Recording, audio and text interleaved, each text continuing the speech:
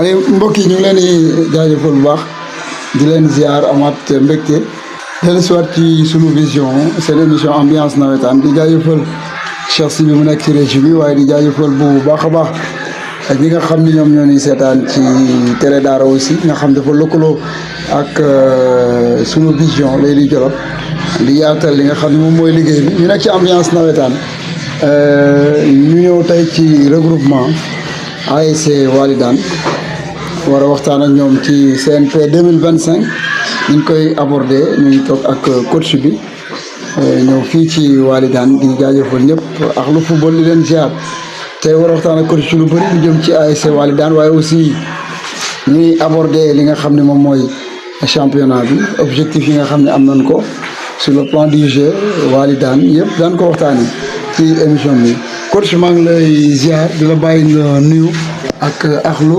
nawetaan ziar naa la baax la. ñu delloo ziar di nuyu ñëpp di nuyu waa Daara di nuyu plus particulièrement waa Walidane. di la jaajëfal aussi si liggéey booy def. merci ak képp koo xam ne ak sportif maa ngi koy nuyu. jaajëf coach ñu ñëw ci historique un peu de Walidane soo doon wax tuuti ci Walidane su ma la nee ASC Walidane ak historique bi lan nga ma ciy tontu Walidane. bon ASC Walidane nekk na ASC boo xam mën naa ne ASC bu ASC bu ndaw la si ASC mais ASC bu mag la si wàllu histoire. loolu nawetaan Jolof. mën naa ne ñu ngi ko créé en 2007. 2007. ñu joué 6 finales. remporté 3 yi 2 yi xam nga 4 finales. waaw 4 yéen a ngi 4 étoiles. waaw 2 4 grands. non 3 trophées la 2 4 grands ak benn nawetaan ak benn final nawetaan perdu. macha allah ak benn final 4 grands boo xamante ni dañ ko indi joué ko quoi. ok donc mën naa ne bind nañ histoire si ne ak premier super coupe nawetaan bu ñu xaajee zone yi. Walidane ko njëkkee jël léegi gagné woon benn en 2013. voilà. muy équipe bu mag ci wàllu football ci wàllu histoire parce que yëpp moom boo amee étoile rek pratiquement équipe bu mag la Walidane aussi ku ko dégg jàpp ne ay joueurs yu mag ci wàllu recrutement ren recrue yu bëri na Daara lool équipe yu bëri gis nañ leen danoo bi ñu génnee danoo recruter recrutement bu baax moo tax booy xool niveau de du nawetaan de Daara ren dafa xaw a jóg. Walidane génnagul ñu ngi koy xaar tey est-ce que mun nga ñu wax Walidane da ngeen recruter wala da ngeen maintenir seen i booy koñ parce que aussi bu ñuy résumé daaw équipe bu mag nga indi woon ak ni mu mujj demee yëpp xëy na dinañ ci ñëwaat mais est-ce que ren da ngeen maintenir tempo boobu wala da ngeen yokk ca jox di ñeex. bon mën naa ne durant 2 années Walidane lépp wàllum structure quoi dañuy doxalee lépp tout est discret quoi. ok boo xoolee daaw maa la ko wax ci émission rajo bi. oui am ci ambiance nawetaan ma ne la. Walidane léppam surprise la quoi. boo xoolee 2 ans yi ñu jàll. muy année daaw ak ren. waaw dégg nga benn rumeur si ASC Walidane mën na recruter bii wala bii. parce que mën naa ne tey Walidane dafa gën a basé si consommé local maanaam ay booyam. ok dafa indi Walidane ñu fees maanaam Walidane boo xamante ni tey doomu koñam day doomu koñam la gën a basé wu doomu koñam aussi la gën a yëkkati. boo xoolee mën naa ne amul benn recrue boo xamante ni tey Walidane def na ko si biir dëkk bi. boo xamante ni tey indi na ko ci indi benn rumeur. ok comme lu ma wax léegi rek discrétion bi lañ gën a basé quoi. ok tout est sur bu ñu ñëwee tey incha allah danañ gis au niveau Walidane. boo xamante ni tey. dëkk bi yëpp a ko doon xaar. ñu ñaan yàlla ñu dem yàlla nañu sur le plan du jeu daaw ñu gisoon Walidane ak benn style de jeu boo xam ne muy touche boo xam ne apporté woon nga ko ci nawetaan ba ñëpp doon wax ni Walidane daa une très belle équipe daaw ñu ngi ko doon wax ren est-ce que mën nañ xam lan ngay indiwaat même style de jeu la wala dafa am loo xam ni changé nga ko par rapport ak ta façon de jouer et de voir les choses ci biir terrain. bon xam nga nawetaan mooy match bu ne ak li nga koy abordé quoi. match bu ne ak li nga koy abordé parfois nga am une équipe joueuse boo xamante ni tey mooy tase ak moom. donc équipe boobu noonu lan nga war a mën a affronter. lan mooy plan de jeu. ci lan nga war a mën a contrer. ci loo xamante ni tey moom bon ci lépp lu ñuy liggéey seetaan nañ ci bokk jëf lu mu génne la fois passé.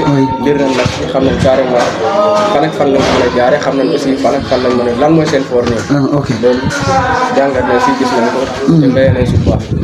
concernant équipe yi génn guddi tey dinañ jàngat kenn ku ne lan mooy sa équipe lan mooy sa fort. voilà yan joueurs nga aussi danger loolu yëpp dañoo béy parce que tey mën naa ne suñu pour mooy génn. te bokk jëf moom dèjà génn ba pare xam nañ carrément. kii duggee si machine xam ne aussi mais bu ñuy ñëw tuuti aussi am nga chance aussi génn ko tey ngay génn nga seetaan le niveau des joueurs des équipes nga xam ne jotuloo génn en tant que entraîneur yow noo jàngatee niveau nawetaan bi ak sur le plan du jeu par rapport ak équipe yi fi génn gum yëpp muy zone A di zone B. non zone A seetaan moo. ok zone A seetaan moo. zone B seetaan moo match yu bëri quoi. mais bon mais da nga ko war a seetaan en tant que entraîneur. bon ñun. wala yow da ngay concentré wu ci sa. exactement on s'entraîne tous les jours. waaw comme wax la fois passée man compétition ñëwuma pour défier quiconque. ñëw pour jouer équipe yëpp. ok xaaruma équipe bi lii la indee kii. ok su ma demee su ma tombé ak benn équipe boo xam ne sama adversaire rek laa dem xool utiliser lan mooy potentiel lan mooy avantage am aussi ma mën a gérer ma. concernant les autres équipes franchement c'est rare mais xam naa ñi ngi naan au niveau de l'attaque équipe yi. ça ne marche pas waaw ça ne marche pas puisque génn nañ 10 comme si. si yooyu. 2 buts la marqué. boo xoolee zone A ñoom ñoo marqué bii quoi. au niveau de zone B. kenn du léegi. voilà ñu xaar Walidane. j'espère que Walidane dina ubbi compteur bii mais loolu en tant que coach yow man jàngat nga ci am pourquoi les attaquants ne marquent plus. waaw man nag mën naa ne premièrement mooy état terrain bi. état ak terrain bi heure bu ñuy joué quoi. yëpp da ciy joué boo xoolee première bi ñu ngi koy joué à 15h30. donc day xaw a difficile. day xaw a métti si joueurs yi day xaw a métti ba si supporters yi sax day métti si ñoom. parce que il fait chaud. en plus mënoo benn jeu mënu faa feeñ quoi. parce que da ngay gis joueurs yi football ba si ak seen tànk yi. oui seen taal yi tànk. bon dana xaw a difficile équipe bi. te mën naa ne football collectif la. yow ne attaquant bi kese moo doxul moo tax du mën a. ok football collectif la tey militaire mën naa indil ab attaquant boo xam ne def ko ballon bi. oui bu fekkee équipe bi doxul. militaire bi dox nga xam ne mooy noyau équipe. waaw waaw oui oui. attaquant mënut a dox. bu fekkee défense bi doxul te militaire mën a dox. construction bi day débuté au niveau de la défense. mais dama ne souvent les entraîneurs da ngeen di wax ni les attaquants manquent de lii terrain bi mais aussi seen responsabilité yëpp ci lii xew ci terrain bi parce que aussi un entraîneur donc c'est vrai que parfois nawetaan mënoo ci jàngal nit football 3 mois la on peut comprendre mais am ngeen responsabilité boo xam ne par rapport ak sur le plan du jeu mooy efficacité devant les buts ngeen koy jàngal les attaquants. bon ñun de suñu côté moom dañuy def nañ ay mise en place travail nañ si mais li mu la wax sànq rek. ok état terrain bi day xaw a difficile football daara mooy comme Eumeu Sène quoi day dem entraîner boxe nii. waaw bu ñëwee nii lay day laaw. parce que da ngay def ay mise en place entraîner après boo demee fee xam ak état terrain bi après bu ngay jouer aussi day difficile nga tari quoi. difficile nga tari. moo tax daal ñu xoolaat peut-être avec le temps ñu gën a jàppale football Jolof mooy defal la seen parce que am na talent potentiel kii baa ngi niveau baa ngi jàppale peut-être li coach bi wala entraîneur bi peut-être dana fay ak état bi dana xaw a difficile. dana xaw a difficile mais bilan bi ngay tiré daaw vous avez fait un très bon championnat mais après am na gàllankoor tuuti tey boo doon tiré bilan par rapport bi nga yore Walidane daaw soo doon tiré bilan j'étais satisfait ci liggéey bi nga xam def nga ko. ah bon j'étais satisfait mais bon. booy doo leen déglu yéen bëgg na sonal nii booy. wala nga ni jéem a ruube nii. booy def di jéem a ruube quoi supporter Walidane da ngeen may ruube bàyyi leen seen coach bi mu wax waaw. waaw satisfaction da ngeen ko fan. satisfaction. satisfaction am na mais mën naa ne am na amul. puisque daaw moo nekkoon sama première année avec l'équipe. ma ñëw indi liggéey bu extraordinaire mën naa ne liggéey bu extraordinaire. parce que nekkoon naa poule boo xam ne poule de mort la woon. jéeg mbooloo boo xamante ni am na des bons joueurs. am équipe bu mag. jàmbaar aussi même chose pareil Saara. donc daaw Walidane def na extraordinaire mën naa ne maa jël pay sax sama poule. à part réserve bi boo ko tegee ne maa jël pay sama poule encaissé un seul but.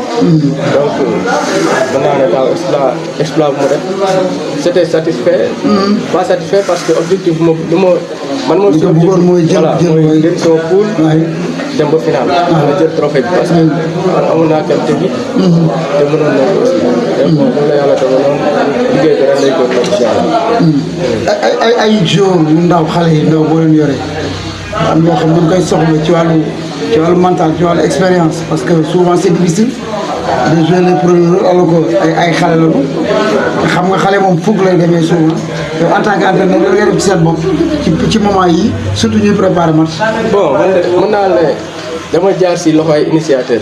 ok ay initiateur la jaar seen loxo ku si mel ni Boosu Dramé nga xamante ni. au niveau national nit ñi xam nañ ko. ak Ousseyn Johnson ak ñeneen ak ñeneen. dama jaar si loxo ay initiateur nga xamante ni tey ñoom xam nañ carrément comment gérer les gosses. comment gérer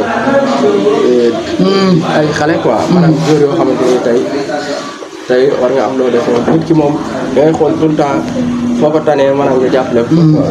aussi boo yoree ay gosses moom yaa indi benn communication benn esprit de groupe boo xam ne da nga ko mën a def si ñoom. te franchement ce sont des gosses polis. neex a liggéeyal aussi am nañ engagement bi quoi. ok te lu ku gën a neex liggéey mooy doomu koñ bi te yow ay doomu koñ bi la ñëpp ñoo yem si koñ bi quoi. te franchement jàpp na si liggéey bi te aussi gis naa seen taxawaay quoi. Walidane quartier bu mag la ci daara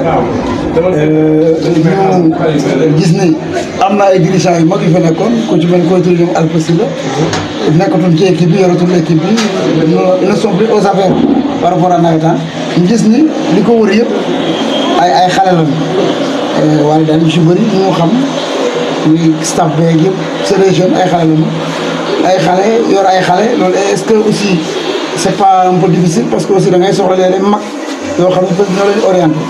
non adduna bi boo xoolee léegi adduna bi. xale yoo koy doxal quoi. mën naa ne Alpha Sylla maa ngi nuyu de passage bu nekkoon suñu président franchement def liggéey bu am solo. ci quartier bi. waaw moom nag def na loo xamante ni tey mën naa ne histoire Walidane. si. bon moo dem ba doyal. waaw voilà joxe leen ngay xale yi. xale yu am engagement. xale yoo xamante ni xale yu am pas-pas. franchement ñuy def liggéey bu am solo. liggéey bu am solo. comme li nga wax Walidane quartier bu large la quartier bu mag la. nekk na koñ jafee gérer koñ bu jafee gérer parce que boo xoolee mentalité joueur yi baax na mentalité supporter yi aussi baax na. boo xoolee esprit de groupe au sein de l'équipe lépp am na ci. ok à part loolu bon liggéey bu ñu liggéey en groupe def ni nga koy waxtaanee. liggéey bu am solo. liggéey bu avancé. ren sa objectif. jël trophée. ak sa poule jàpp na ni c'est man moom défié wu ma kenn.